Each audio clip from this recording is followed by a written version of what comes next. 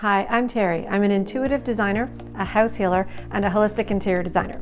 Today I wanted to talk to you about finding things through dowsing. So I know I've mentioned before, you can use a pendulum to find basically anything. You can also use dowsing rods.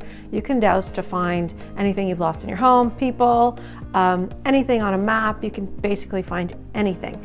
It doesn't always work. It's never 100%, but it is pretty cool when it does work. In this situation, a few days ago, my aunt had lost her glasses. We live in Canada. I'm in Ontario. She's in Nova Scotia. And my mother had said my aunt had lost her glasses and it was driving her crazy. She was walking around the house in her sunglasses that are prescription because she couldn't find her glasses. She'd torn her house apart, and I said, well, maybe I can help. Now, one thing with this is I jumped right in and said, maybe I can help. And it is the kind of thing that you just have to be willing to do it. And maybe you're going to be wrong. Take the chance because you could help someone. And I'm also doing this video because I want you to know that anyone can do this. That's why I do a lot of this. Anyone can do this. In the house healing course that I have been training through, I have no natural ability compared to anyone else. They all have something where they can see things, they sense more things than me. I'm coming in with nothing. And what I have are, well, one, I am willing to not get it right. I am willing to take the chance and believe. Believe is the number one thing. But I am willing to just do it and go in there, and I believe and I know that I can get these answers. And that is a big part of it. I get all of my answers through a pendulum or dowsing rods with just asking questions. And this is something that, as I'm realizing with what's happened this week, I am getting more information because you can get better as you go on as far as seeing things and expanding your view. And you'll understand a little bit more what I mean when I go a little bit further into this. So I just want you to know that anyone can do this, and it is super cool. You have to believe that it works. You have to know that there's something more out there than just us, and just really take a chance. So in this situation, I'd messaged my aunt and I said, I hear you can't find your glasses. Maybe I can help you. All I need is a floor plan. She said, no problem, sent me the floor plan. Now, when I get a floor plan, I want as little information as possible. Usually I'm using the floor plan to douse for geopathic stress, but I want whatever I'm doing on the floor plan. Any extra information is not ideal because you don't want to have any idea of what's happening when you're going in. You want to just be open. So she had labeled what the rooms were, but nothing else was in there. So I took a video of this because I thought I might actually want to share it. So I'm going to show you the video right now. When to stop. This is where I need to stop, okay? Please tell me where to stop to the point where the glasses are.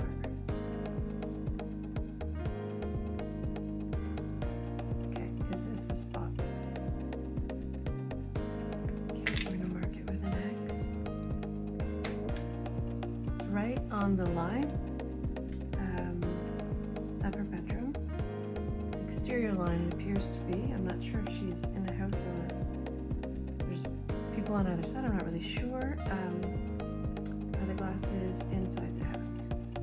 Are the glasses in her bedroom? Yes. Okay. Are the glasses under her bed? No.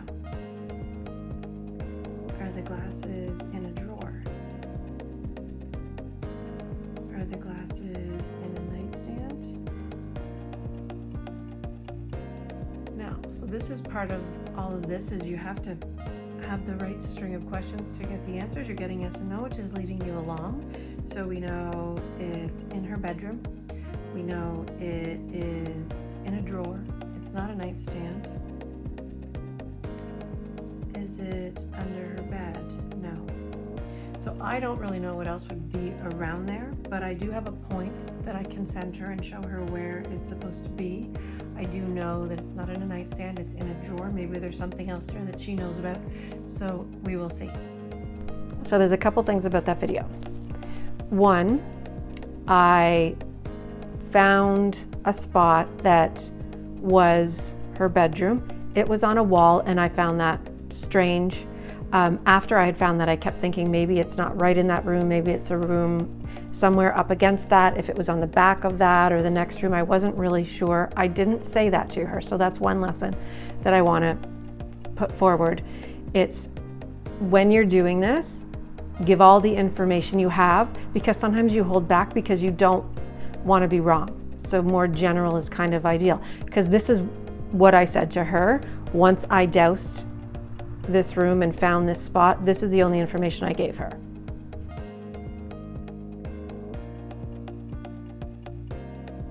So I didn't even mention the bed because I was assuming that there was, not assuming, I felt that there was a bed there. Now here's another part. Assuming something is that you don't want to do that. You want to take all your assumptions out and just let it be. But in this situation, I assumed there was a bed there, or I thought that's what it was. So I made this video right after. I've just messaged her, we'll see what she says. I'm just realizing for some reason I assumed the bed was there and there would only be nightstands, so I don't actually know what is on that wall. It could be a dresser. There's many things with drawers. For some reason I was picturing a bed, but that is the other thing with doing this. You want to not assume anything, because really anything's possible, and you don't want to put any ideas that you have in your mind into what could possibly be. This is a part of me learning. I really felt there was a bed there for whatever reason, and then I started to second guess and think, after I shot that video and did that, maybe there's not, maybe I assumed. But I felt there was a bed there. I also never mentioned that to my aunt, that it was about a bed specifically. I mentioned end tables because I felt like there would have to be something what would be near a bed, but I never mentioned the bed part. And then also, after I had done this, I kept thinking it's a drawer or a basket, and I kept picturing a basket. I never mentioned that to her. She checked and couldn't find it, tore the bed apart, could not find it. So then, yesterday, I get this message.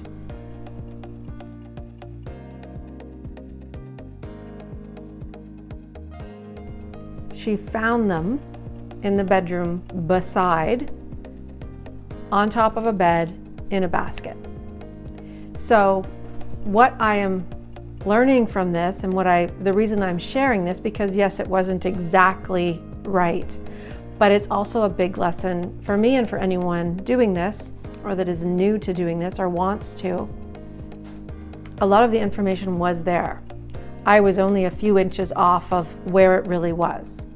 If I had have gone forward and followed and really was a little bit more confident, I thought I was quite confident, but I did hold back, and I have done that before. I should have said that it was definitely to do with a bed, and I only asked, is it under the bed? I didn't ask any more questions, and that is a big part of this. It's the string of questions and getting that right, which I am still working on. And I should have mentioned that it did involve a bed.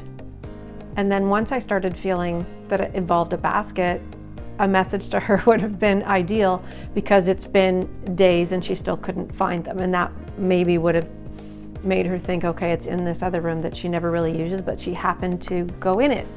And that's when she left her glasses in a basket. So I just wanted to share this because it was really close.